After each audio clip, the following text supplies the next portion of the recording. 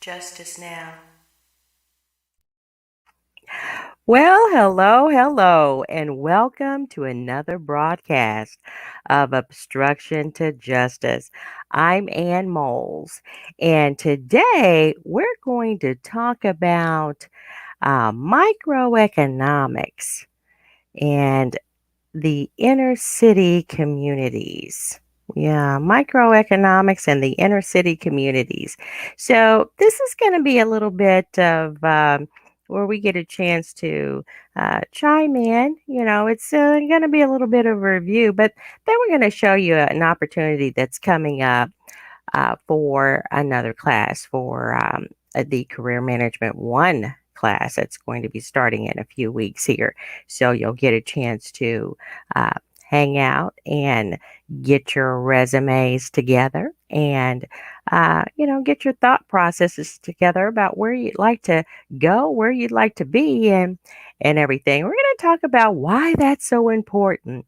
And microeconomics is a great science, social science. It's just a great social science. Microeconomics is a branch of economics that studies the behavior of individuals and firms and making decisions regarding the allocation of scarce resources and the interactions among these individuals and firms. So, there's a little take or twist on that. Are resources really scarce? Yeah, that's the thought process, and that I like to kind of take us down through to kind of really think about it, because just because a social science or an economic science has been developed by people, have things changed? What do you think about it? What have you studied? What is it that you've thought about? And how is it relevant to where you are? So that's kind of where we're going. We're going to take it down that lane and just really just kind of go in and think about what's going on with economics. Big shout out to the victory of brother George Floyd's family. That is one that here again we see where God has come through in that way. The decision was made in that way. And, we're just grateful. I'm grateful that there's going to be some closure. And that's kind of why we're looking at microeconomics too, because what is it about microeconomics that can help us through in thinking through the future of what the future of what your communities can be like, future of what our communities can be like. Okay. And I say your, but it's like we all live in different communities. So, my community is going to be different, but how am I influencing my community? What is it that maybe I can help myself to do? And I know the idea of pulling ourselves up by our own bootstraps, that is not real. It's not real, but there's some truth in that. We do get strength. We get strength from our creator. And that right there, uh, he's not going to let us down in that. So, yeah, when we're looking at the different communities that we live in, how can we make a difference? What can we do to make that big difference in our communities for the generations? I talked about the education situation that I've, we at ASBNC Training and Consulting, that's kind of what we do. We do a lot of things, but when it comes to instructional design and when it comes to training for mainly adults, we do follow the ADDIE model, but we train adults and we train young people too. Uh, I was thinking about an opportunity where we would go into the different or invite the need for we would invite students into the facility and then from there be able to uh, ask them to, help them along. So we would have the children come to the facility and then we would tutor them there. Well, there was an opportunity where we had an experience where we could partner with another group that was doing that. So we did that. And in doing that, we found that there were some situations lacking, right? Situations were definitely lacking in that the education of the young person, it just was not up to par. We had those that were in school that couldn't read on any level of. Hey, good evening, Riza. Pamela, good to see you. Yes, well, thank you. You're a blessing too. We got to get you on again too, Pamela. The summer's coming up, and she's got a great product that can help you with your health. And we had a great discussion on that. But talking with the parents, but understanding too that children need to evolve to grow. I mean, if you're going to send your child in for an education, then let's do that. Let's educate the child, right? Well, we were experiencing where children couldn't read. They were not reading on any level. They couldn't identify small words. These were second graders. Didn't understand the phonics and the sound of the words. But they could, kind of go in with some of their conversations. The conversations were pretty mature, and of course the defiancy was there too. They weren't being what they needed to do as far as self-control and discipline, which are some of the things and traits that microeconomics addresses, really. So let me just go right into it. I'm not going to be on here long. We're just going to go into it and then share with you an opportunity to jump in and sharpen your saw. Well, that's a little teaser there too, huh? Because we're going to talk about where that concept of sharpening the saw is all about. Yeah. So let's take a look here, and I'm going to go ahead and share. We'll share the screen here, and I'm going to go grab this application. Yeah. So here we are. Microeconomics and the inner city American communities. Now, we talked about what microeconomics is. Now, part of what microeconomics does is that it's the study. There's a definition within microeconomics that is a definition of scarcity. It talks about scarcity. So it defines scarcity as the inability of our limited resources to satisfy our human wants.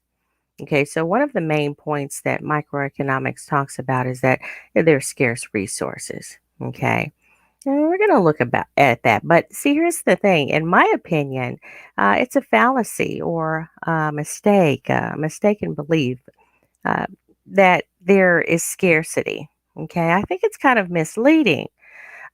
There there this the idea that it's scarcity, that there aren't enough resources to satisfy our human wants.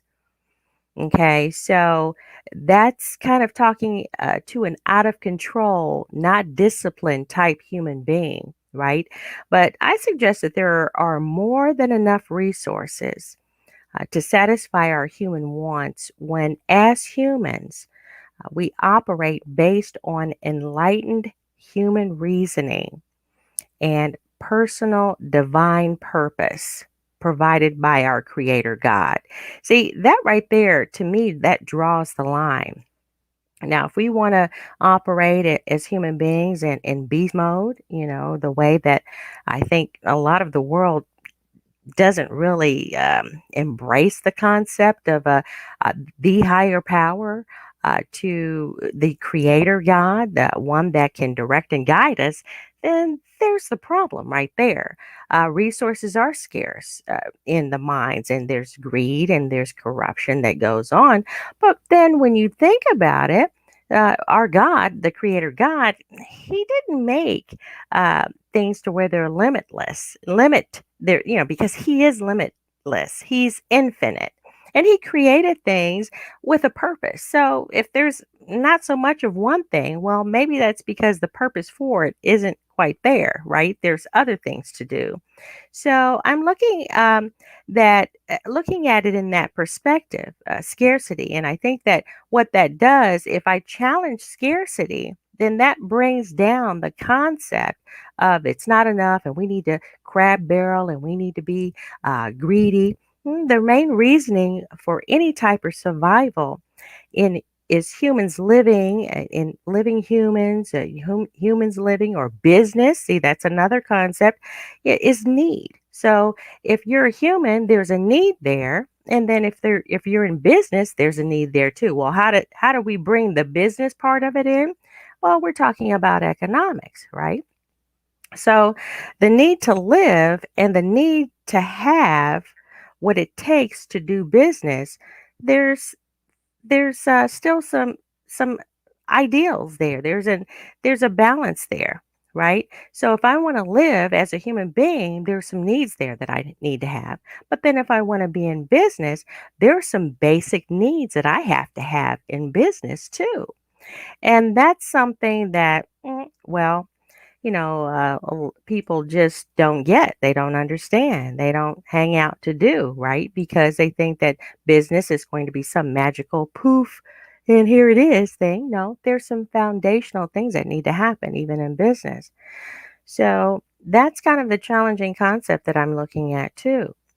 Now, let me go to the next slide here and we're going to kind of check out a couple of things.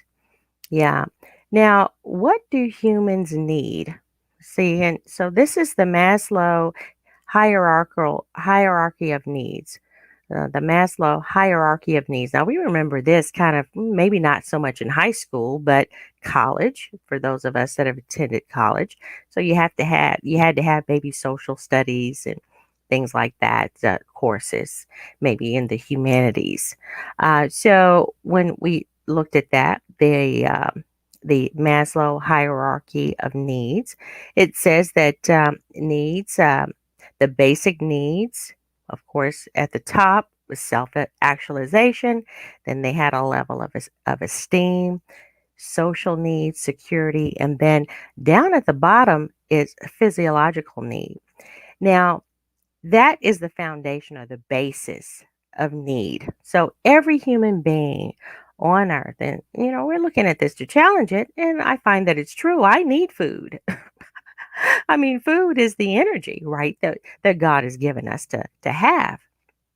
I need water. We need water to survive. We need air to breathe, don't we?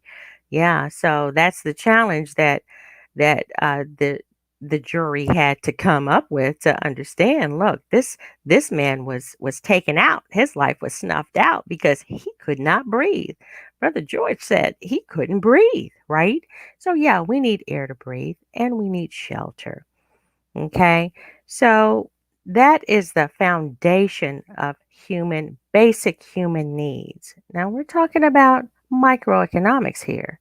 So in economics, what do I really need to live, to have the basic foundation of life and survival, right? All right. So now let's look at what do businesses need to do to live? What do they need to do? What do they need to have? What are a business's basic needs? What are their basic needs? Every business, okay? So, you don't think about it as much. Businesses, they need things too. And if these basic foundational things, survival things or items are not in operating properly, if it's not there, then you really don't have a business. You're not going to be in business long. You're not going to survive in business. So the first item we're looking at is business plan and entrepreneurial vision. So you need entrepreneurs. You need people with a vision. You need people with a drive, with a determination, with the I'm gonna hang in there and make it happen no matter what. You need that, right? Entrepreneurs are the driving force of what business is. So you're going to need a business plan, and they're going to write the plan down. Yeah, they're going to write it down. It's going to be their vision. And, there's even scripture for it. Now, if we want to go Christian, which I do, because I believe that a lot of what we're tying in. So we can talk about business and we can talk about successful business, but we can talk about the business, but that really who originated it? Who made it all happen? Who brought the real concept of life and economics and getting along, right, into the truth of our world, but God Himself. So there's a scripture that says, "Write the vision and make it plain." Okay, write it down. That's what a business plan is all about. So you're going to write it down. You're going to put in your entrepreneurial expertise. You're going to study what it is you're going to do, a study to determine whether or not your business idea is really a good idea. That's going to be something that's going to be done up front. But then there's work in that. There's no progress unless there's a vision. And there's another scripture where it says, without a vision, people perish. So without a vision, business will perish, right? It just won't be in business. Another foundational, and I consider that the food. So if we're going to relate and kind of um, tie them together, so business plan, entrepreneurial vision, the product for the product or service that business would offer, that would be the food. Okay. So as a human being, I need food. All right. Then cash flow and financial management. So you need cash flow. You need money. You need some uh, startup fee costs. There's going to be some startup costs. You're going to need money and resources to start up. Okay. And then you're going to need to be able to be a good financial manager over that, be able to keep good books or hire someone to keep good books. You're not going to eat up the profit and things like that. So there's got to be a cash flow, which kind of tying this into inner city communities, the same thing is there. Where's the vision for progress? Where's the vision for even pouring into your little nucleus of community, which is the family? Yes. So to make sure that you're pouring into the children there to where our children, where we're making sure that they're getting their homework done, they're not spending so much time doing airhead things that aren't going to make them better, and where they're able to thrive in a community, where they're able to thrive in a society to where they would even enlighten their minds to say, hey, if it's like this, then I can do that, right? So you would continue to think of, that's what microeconomics is. Even the business plan, the food part, the getting in with the family to build and help your family do those things, and that will help them along to progress in their mindsets and their thought processes and their education and things of that nature.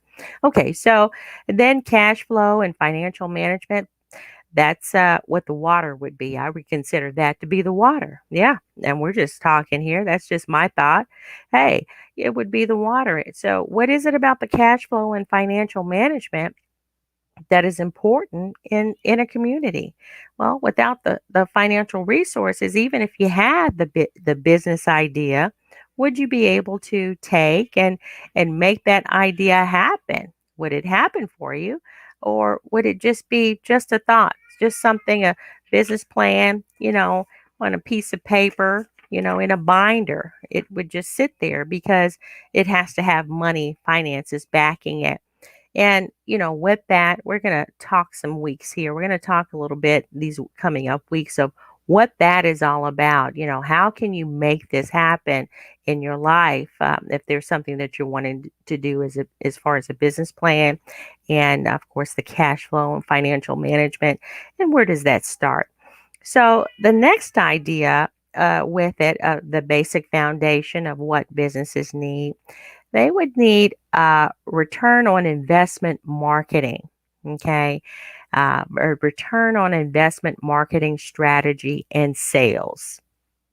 Yeah, sales. You have to be able to sell what it is that you uh, what you have. You need to be able to sell your product, you need to be able to sell your strategy, sell your service, and there needs to be a strategy in that sales because of course, if there's just a simple strategy, okay, I'm just going to go knocking on doors. Well, that can take a while. And then the right door, am I knocking on doors that really are needing the type of product or service that I offer? So, I'm considering that as far as business is the air, right? It's the air. Without the sales part of it, you'll live, but you're not going to live very long, right? So that's super important. A return on investment marketing is another important part because you can have a marketing plan, but if it's not geared to make a return, I can invest in, okay, I'm going to put some gas in the car and I'm going to go knocking on doors. But is it going to bring me a return? Is it going to get me a customer? And that's what business is all about. Is it going to get me a customer to where, and have I thought it out well enough? What can I offer the customer? What can I tell the customer? What can I share with the customer that will help them make an educated decision as far as purchasing my product or service? Okay. Then another item here on this list, we have stable talent and customer slash client base. We need stable talent. Hmm? Yes, you wonder how businesses do well. Well, they don't do well with just the CEO, the entrepreneur sitting up there just trying to do everything. That's not how it works. No. You have to have people. You have to have talented people to participate and for whatever reason, whether it's okay, they're there for a check, but they do great work and they're into it, or maybe the paycheck is so great, but they really enjoy the work that they're doing. That's okay too, you know. But you need a stable talent base. So if your IT guy is a great IT guy, but he's here today, and then next week he's gone because he's got his phone money and his rent money, and he's not thinking about down the road. Hmm. I've heard of that before, people just showing up because they want to just pay for that vacation they want to do. They want to go hang out with their buddies, and so they'll come and get that couple of week check, a month's check, and then they're out, right? And then you're stuck there. Well, you want to make sure you have a good, stable talent base and a good customer base too. So you want to be able to retain your customers. So it's not something, and this may make sense to some, but really, to some, it's just a reminder too, because businesses, a lot of times, they don't think that having good customers, oh, well, my product is so good, they'll just come back. I'm the only one in town. That's what you think. You might be the only one in town now, but you're not going to always be the only one in town. It's based on competition. So you want to make sure that you're sharing with your business clientele, your customers, your customer base, your client base. Let them know that this is what I do, and you want to treat them right. Okay. So again, yes, we're talking about the foundation of business, the basics, and what businesses need to stay in business. Okay. So I'm relating shelter. I'm going to put shelter under that category. Just as human need is shelter, well, a business need is the talent, stable talent, and customer client base. Okay, so we're moving right along here. Uh, I'm super excited about this topic because I think that what it's going to do, it's going to offer it's going to offer the opportunity for us as communities, different communities, and us as a community to come together and do some analysis. I think we have to stay in the mirror. Yes, we have to stay in the mirror, and we have to make others stay in the mirror too, to reflect and see what are they doing that's wrong, and so that it doesn't happen again. What am I doing that's wrong so that I can fix it? And then what am I doing that's right so that I can expect a return on the investment that I've put in to doing what's right. Okay. So that's what this is all about. Microeconomics. I'm going to look at that. That science is super. I would suggest that you take and do some research too. If you want to chime in, do that. Thanks for chiming in, Pamela, Riza, and sharing. So you want to chime in and be able to, and for the lack of a better term, give input, researched input. Let's say we can say that. Research what it is you'd like to say, and do the analysis. I've done some analysis and discovered, hey, what I'm thinking, please, totally wrong. There's a better way, But what it did was it got me closer to what I needed to do. So it wasn't like it was a wasted effort. So research is going to be super, and I would suggest you jump in there too and do some research on microeconomics for your own nucleus. Your own family, your own family. When you build strong families, then you build a stronger community. Okay, I'm looking at this myself for my family. Yeah, moving down, being able to pass down resources, being able to pass down a legacy or heritage of great things, even a good work ethic, a good saving ethic, a good investment ethics and strategies, things that you pass down. Would it's anything good and perfect, anything that comes from the Lord, which we've already talked about, the ideals of writing the vision and making it plain. We've already talked about most, and if not all, of what business is is taken from his good book, the best book in the world. So when you do that, then you'll get a chance to reflect on what the truth is and be able to embrace it. Okay, so just to reiterate again, in the study of microeconomics, now the definition of scarcity is the inability of our limited resources to satisfy our human wants. Okay, so that's what that definition is, and scarcity, and my counterpart to that. Okay, well, let's not deal with the wants, but let's focus on the needs. And then one other thing that I'd like to add to this is that, and I would challenge, is that there's one more basic need I'd like to include as important. Okay, and that's time. Uh, you need time. When we're looking at the decay or even the building up of any community or society or business, it takes time. Okay. I think that that's where uh, people kind of get off on the wrong foot. They play the lottery. They take their hard earned money or whatever dollar they can get. They'll go play the lottery. They say, I'm just going to hit it big that one time. So they think they can make up for time by just hitting it big. But the odds of them doing that are slim to none. Okay. For them in their lifetime, what their purpose to do here. So, time should be included in that foundation, is in that foundation of what we're looking at, what's important: food, water, air, shelter. Well, what's important too is time. I would add that, and that's just me, right? But I'm going to kind of walk through this and show where time is important. Okay, so now without greed being a factor. Okay, so we're looking at scarce resources. Well, there are plenty. There are enough. Okay, and I'm not talking socialism.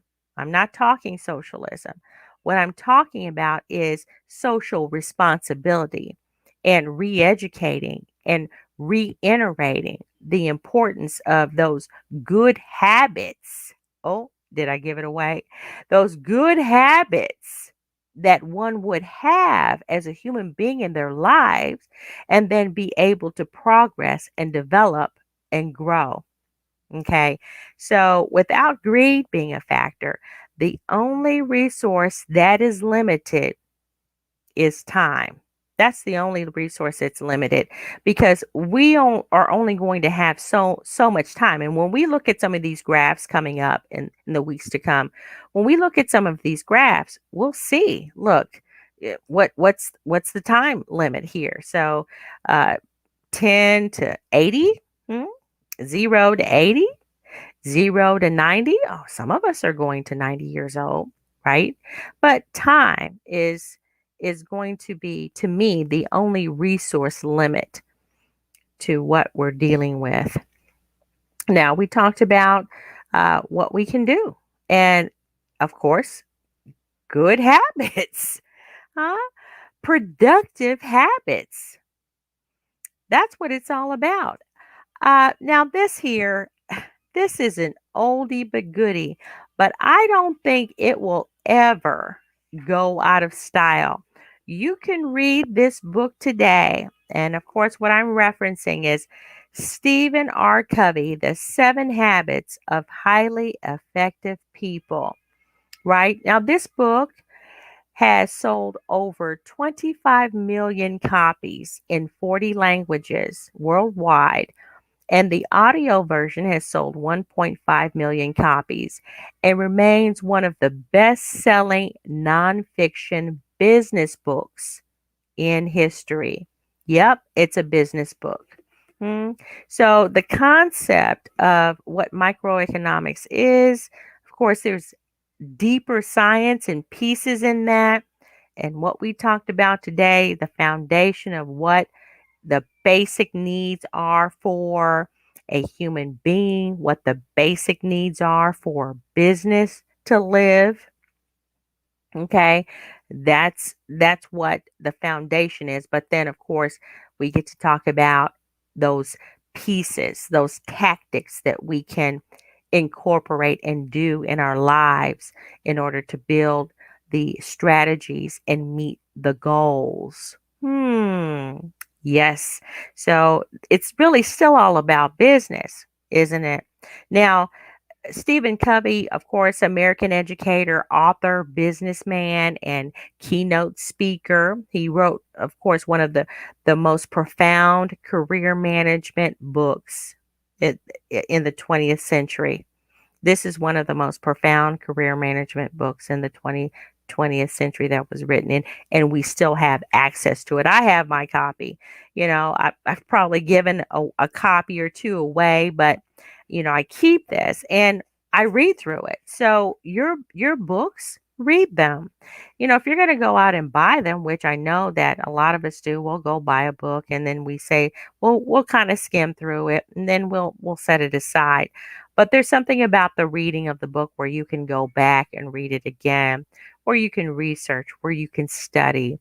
And I'm into that. And, one thing about it, when you're into doing good business, you're going to do one of the habits that he mentions, and that's called sharpening the saw. So you're going to sharpen your saw. You're going to keep your skills going. You're going to make sure that your skills are to the point to where you can glean from them. You can have them. You know what's going on in your industry and what it is you sell or produce. And even on the human level, you stay to where those basic needs are met, including shelter, right? Now, one of the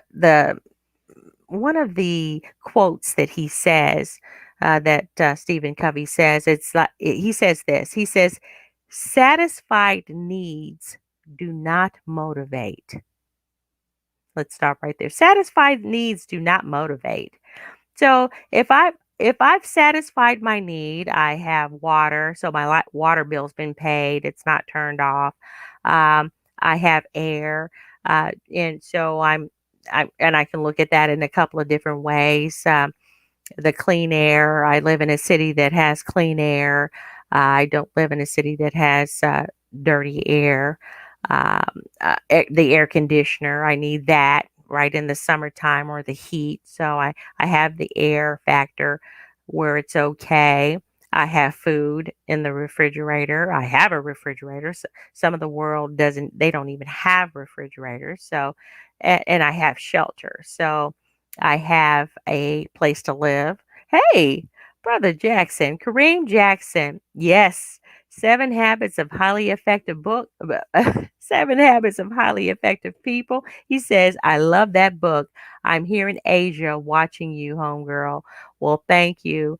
I've checked out some of your broadcasts too. Brother Kareem, he's out there doing big things with his podcast, and he's got a broadcast there on LinkedIn, which is kind of a special, kind of a big deal to be doing right now. That's kind of the new platform where you can live stream on that LinkedIn. So, big shout outs to you, Brother Kareem. So, he says satisfied needs are not motivated. So, if I already have what I need, then I'm not going to be motivated to do much else, right? He says, I have the audio book.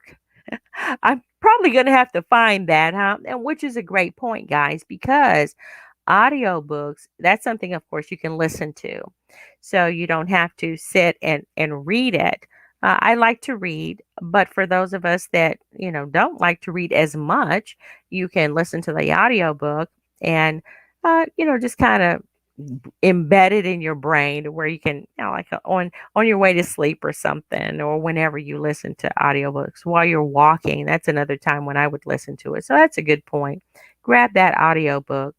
So we're looking for the motivation, okay? Motivation as far as why.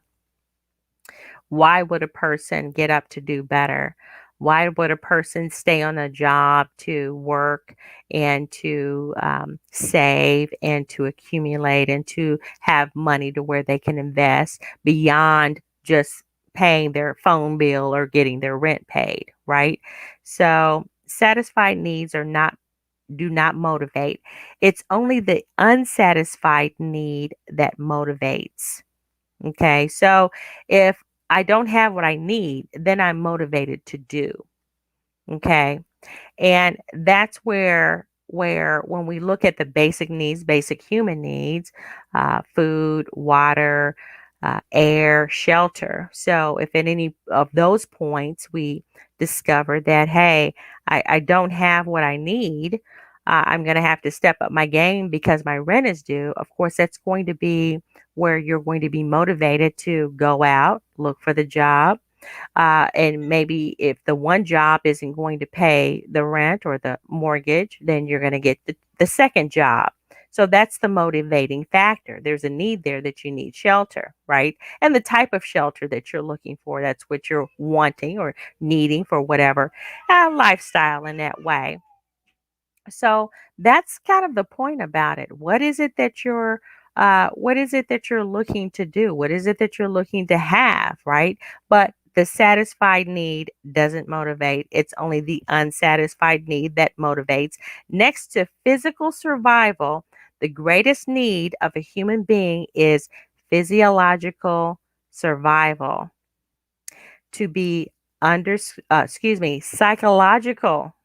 survival, like next to physical survival. The greatest need of a human being is psychological survival, to be understood, to be affirmed, to be validated, to be appreciated. Hmm? So that there is, we hear about the different the different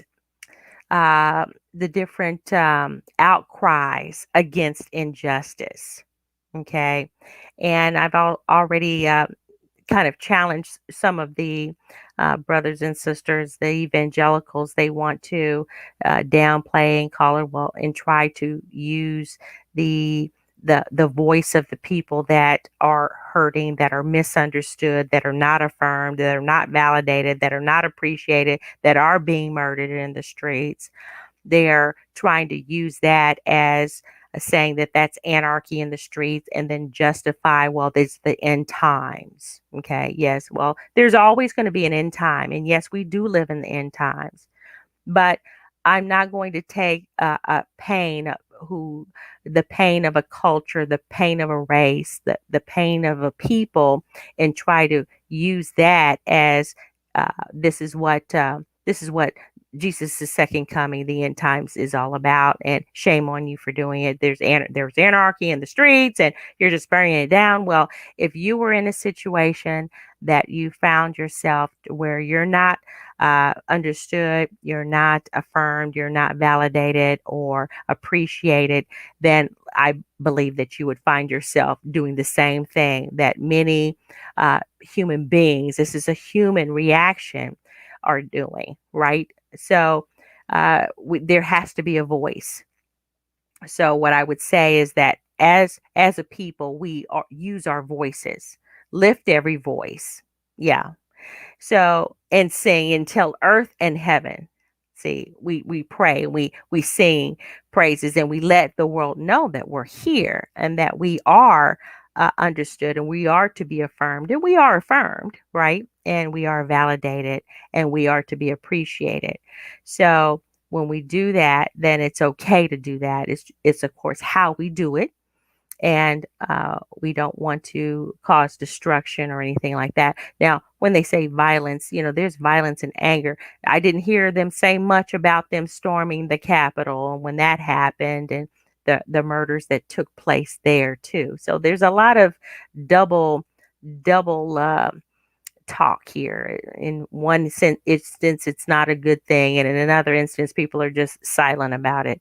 But when we're talking about being motivated, that's one of the things that Stephen Covey talks about, and being motivated, and when we're needing to look at the needs that we have to be understood, right? And to be affirmed, to be validated, and to be appreciated. And we're going to walk through microeconomics, and we're going to get to the point of where we can share and glean and understand and grow so that we can get some of these habits and skills and level of understanding to be able to address and answer the question of how can we as a people do better? How can we do that?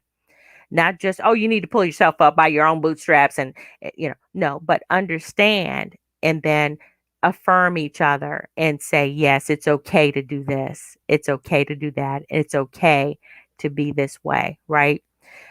So we're just looking at that, at doing that in some of these weeks coming up. I think we have another guest next week, so it may happen. It may be a little short about it, but we're going to get to it and address this microeconomics science that is a wonderful science. Okay, now I do want to share with you.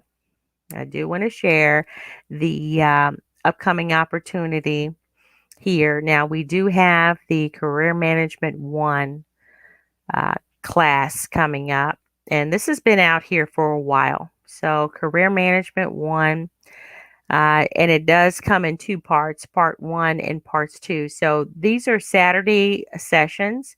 So, starting Saturday, May the 8th from 10 a.m. to 2 p.m. Central. We'll be in class, and then we're going to come back the following Saturday on the 15th from 10 a.m. to 2 p.m. We break it up in two sessions because an 8-hour session is a long time. And plus, there's homework to take away in order to, get more of the session, not just trying to cram something down your throat and then, oh, well, what do we do? It's like, let me just go back into my notes. That's not how these courses work. Now, we do offer them. This is instructor led. It's an instructor led course. It's a 2-day open 4-hour sessions, 2 4-hour sessions, and we'll work with you to learn how to manage your career, your own career, right?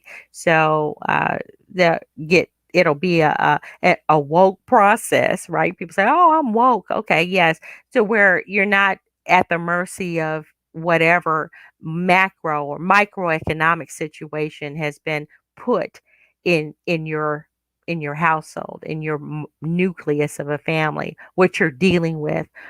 This career management course is very effective it's something that I walk through, and I've walked through, and I know that it works. You'll learn how to develop and write a winning resume. There's a science to that, and technology. We can share with you. We'll share with you those things and what technology has brought and how resumes are actually uh, reviewed now. And so you'll by the end of the session, you'll have a resume that is a winning resume. You'll learn to apply for ideal job positions. So for you, and that the word ideal is what's up, right? Because you can go out there and get a job, and that might be something that needs to happen at the moment, but there's still the progress of it, right? There's the progress of career management. There's a process in that, and we'll work with you on how to conduct a successful interview. So, a lot of times, they can be kind of very scary. They are scary. They are intimidating. They'll get you to where you're like, okay, click, see you later, never mind, bye. I changed my mind. I've been there. It's been a while, but I've been there. So, how to conduct a successful interview. I mean, there's strategy and what they're looking for, what firms and companies are looking for. But even there, it doesn't just because you didn't get the position doesn't mean that you didn't have your game on point. And that's what this Career Management One class, what this Career Management One session, the sessions will do for you. It will get you on point and get you there to where, look, they may, based on that criterion, okay, but they're not the only uh, guy in town. They're not the only company in town. They're not the only girl in town to hang out with, right? Okay, well, we're going to be providing the learning materials. Now, one special thing about this is that there is going to be a 60-day follow-up. So once you take the class, there's follow-up processes, and we'll work with you if you're needing some coaching, right? Beyond the time. So it's not like, okay, well, you do the 8 hours and see you later, bye, and you have your winning resume, and we'll give you the outline on what to do. There's some follow-ups that go with this course, and to make sure that you're being successful, we're going to help you in what it is you're wanting to do, what it is you're wanting to accomplish with your career. So you get 60-day follow-up coaching support, and that it's just for the fee on it is uh, the fee is very minimal compared to what it is that you'll get. And plus it'll be a relationship in that, all right, you get through the course, you've walked through it, the 60 days have passed, and you really worked to follow the guidelines and the coaching processes. Well, we're still not going to let you down in that, oh, see you later after the 60 days. No, we want you to be successful at it. So we'll also push some things your way that would help you along in what your interest may be, what we've discovered that your interest would be. So that's a part of the process of the career management. Some people, the job part, they're already on their jobs. They just want to do better, or maybe they're ready to walk away from the job, or maybe they're at the retirement stage. I've met quite a few people who are ready to retire, and it's like, okay, but I'm ready to do something. I want to do a business here, and so that's where the business planning and the other career management 2 session would come in. So we also offer that. Okay. Now we did include the link out there. So if you want to sign up, feel free to sign up. The link is out there. You would go to, of course, to our website. If you don't have the link, it's at www.asbnc.com, and you would just click on there. It's on the front page there where you can select the ASBNC Academy link, and then you'll see where it'll say career management, and of course you'll add it to the card, and just go through the process, and from there we'll get in touch with you, and just make sure that you're okay and comfortable with the idea of joining class. And it's virtual, it's online, and we'll just get going here. So that's going to be May the 8th. That Saturday, 10 a.m. to 2 p.m. Central Time.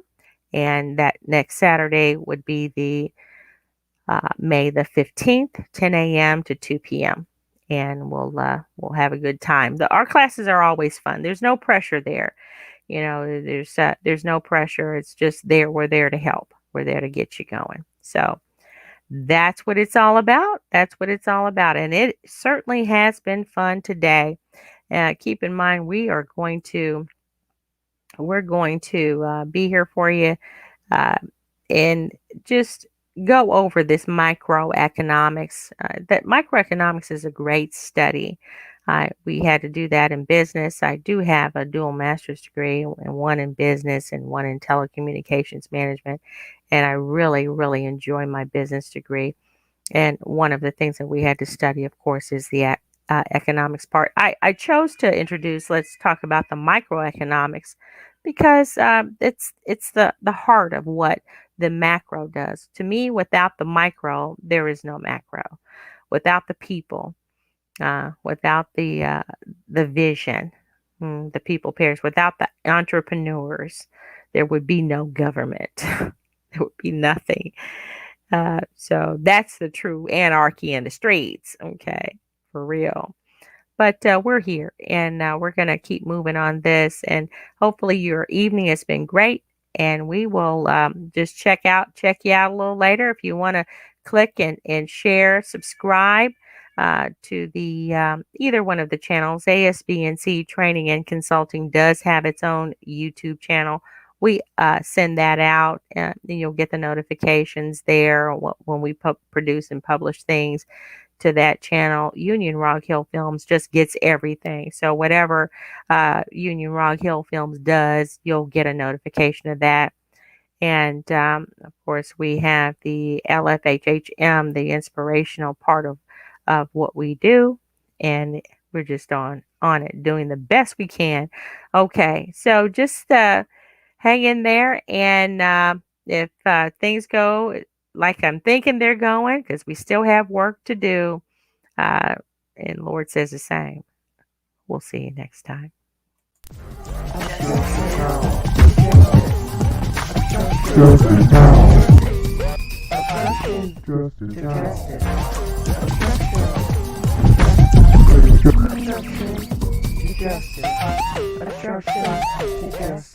Justice now.